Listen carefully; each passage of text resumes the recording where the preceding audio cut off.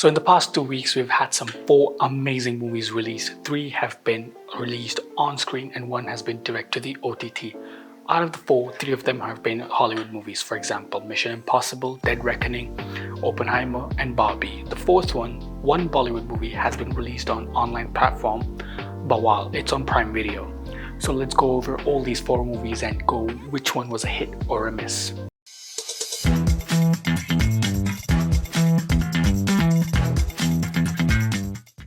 Let's start off with Mission Impossible. Tom Cruise, his on-screen presence is still amazing. The action was still exhilarating to watch and realistic. The background music matches the action, but the downside of the whole movie is the story. It's predictable, it's dull, it's weak. There's the same old Russian villain Soviet style. There's nothing new in the story. If there's no Tom Cruise in the movie, there's nothing. I think Tom Cruise should move on from this franchise and do new films with better stories because he deserves more. As an action hero, as his on-screen presence, Tom Cruise is still great, but he needs a better writer, a better director. This movie was not up to the mark. Even the climax was okay-ish. It could have been better. It seemed like, overall the movie seemed like a more expensive version of Pathaan. Now we're gonna go over the Bollywood movie BAWAAL. A lot of you are gonna hate me for this, but I think the movie is fantastic. It was a lot better than I expected, a lot more than I expected. I would say the introduction was a little bizarre, introducing us to the main character's world, Varun Dhawan, but it makes sense as the movie progresses. It seemed a bit slow, but the movie catches pace as it goes on. It always keeps you engaging. The music is a letdown. The background music is strictly average, but the story, the screenplay, the dialogues, they connect the World War story, the history, with the marriage trouble that Varun Dhawan and Janhvi Kapoor have. They blended very well. I was very confused in the trailer when I saw they were in the gas chamber with those prisoners, Varun Dhawan and Janhvi Kapoor in the trailer, but it makes sense on how it's integrated into the movie. Some people say the movie's tone deaf, or they're trying to solve their marriage issue by comparing themselves to a war victim, but I think that's not what the story is about. People are comparing to Rang De Basanti as well to try to draw parallels of stories. That's not what the movie's about. The movie's about if they were to face that conflict. Their conflict seems very minimal, that it can be resolved. It makes them real. It's just to make them realize it. There's no parallel between the story. It's just that when you get to know that something a lot worse has happened to people, you start to appreciate your life more. You start becoming more grateful to that. So I think that's the whole lesson in the movie. And the intermission part was really well blended because all the conflicts that arise, that had a good foundation laid on in the first half, it built on well into the second half. It was ready to make you move forward with the story. And not gonna lie, Janhvi Kapoor, I'm a big fan now. I think she's one of my favorite actresses now. She's improved so much since her first film. Varun Dhawan is fantastic, but I don't think he should do humorous roles because his comic timing that's when he does overacting. But when he has those emotional scenes, those intense scenes or angry scenes, he's amazing. I think the human emotions of this movie were portrayed very realistically and it's relatable to the audience. That's the charm of a Nitesh Tiwari film, the director of the movie. That's what makes the movie so good. His movies like Chichore and Dangal, and now BAWAAL. Although they should have marketed the movie well, they didn't sell it properly in the trailers or the posters or even the music. Nothing helped them sell the movie, which is why it was released straight to the online platform. However, I think the movie is going to be appreciated a lot more into the future. It is, for me, it's like a solid 9 to 9.5 out of 10. I think there's barely any flaws except a few things like music and stuff. Now we're gonna go over the OG, Oppenheimer. Every filmmaking department, writing, direction, acting, editing, background music, visuals, the colors, the production design, the casting, you name it, the marketing, the teaser, the trailer, you name it, they've aced it. If you want a movie to watch to learn how to make a film, this movie is it.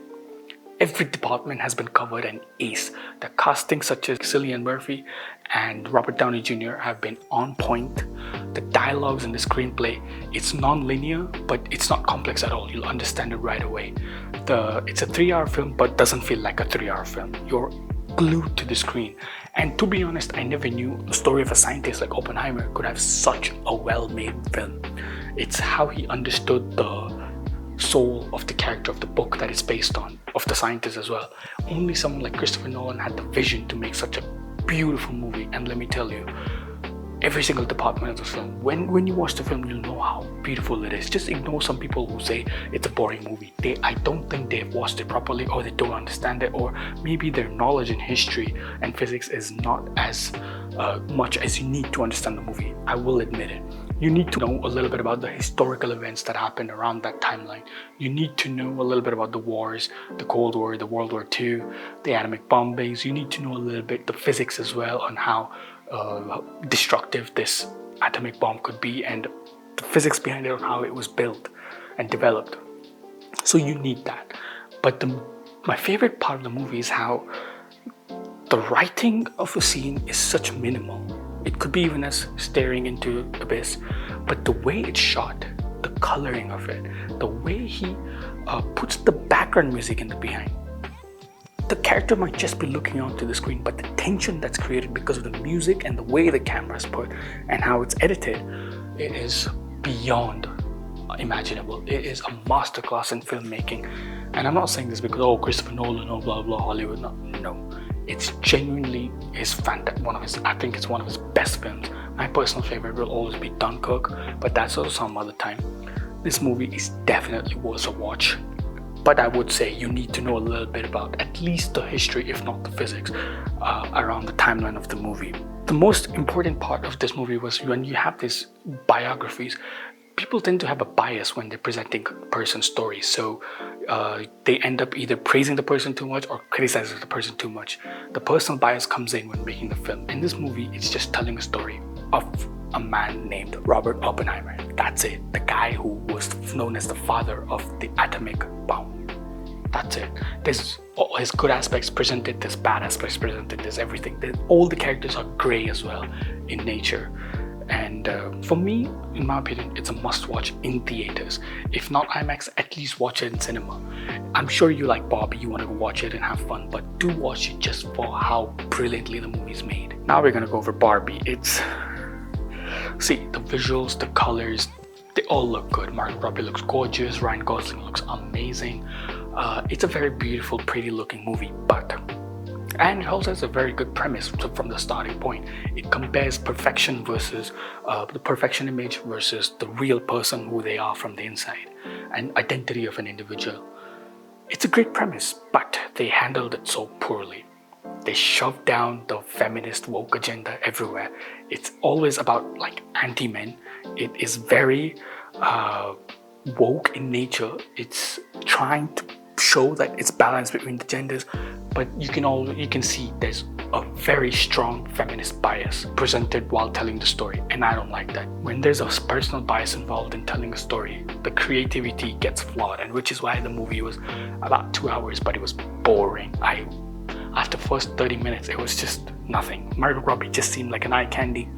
And personally, Ryan Gosling is too good of an actor to be doing such roles. He did not suit the role. He deserves so many better moves, so many better storylines. I mean, he's a class actor. This movie was not for him, and for him, it's a big hit, it's financially a hit, but for me, he should avoid movies like these. And one more. People think kids and go and watch it. I would say it's at least 18-year-olds should go and above should go and watch it. There's some dialogues in the movie. There's some curse words as well. So I don't think kids are allowed to go watch this movie, which is pretty much works against their whole target audience because Barbie dolls and everything. But it's more of an adult film, the way the dialogues are. I don't know. If I were you, I would not take the kids to the movie. In terms of acting, Margot Robbie walks like a doll. She has the mannerism. She's very straight. But she's used to those bizarre roles. It didn't seem very fresh or new to me. It just seemed like another version of a character she played in her previous films. Ryan Gosling, he tries hard. He kind of shows like he regrets it later on in the film that he's doing it. He knows he's gonna make money off of it, but he can do so much better. He's such a great actor. Why did he do this film? I'm sorry, Barbie lovers, the movie was boring. It's a financially a hit, but for me, it's a big miss. I don't know, they had started off such a good premise, but they ruined it. Now let's go over the old 4 films. Mission Impossible, Dead Reckoning. Great action, poor storyline. For me, it's pretty much a miss considering the massive franchise it is and Tom Cruise involved. BAWAAL, unexpectedly, for me, it's a hit. I did not expect the movie to be such emotionally riveting for me. And Oppenheimer, it's a financially a hit, and for me, it was always going to be a hit. It's a smash hit for me in terms of the way it's made and how just as an audience as well. Barbie, financially, it's a hit, but I think it is a pathetic, boring movie. Great premise, great visuals, but poorly made, and just avoid it if you can. So out of all these 4 films, personally I would rank favorite as Oppenheimer number 1. I really enjoyed BAWAAL. I'm gonna put it number 2. I'm gonna put Mission Impossible number 3 because I'm a Tom Cruise fan, and I'm not gonna put Barbie any of this because I just watched it for the making it a review. I would never watch it, a movie like that. It's avoid it. It's terrible. Don't watch it. So this is what the 4 movies that we went over. We analyzed what was good, what was bad. Next, we're gonna go over Rocky Rani Prem Kahani. The movie's gonna come out this weekend. Let's see how it does on the box office. Well, whether my prediction will go well or not. So far, the marketing of it looks.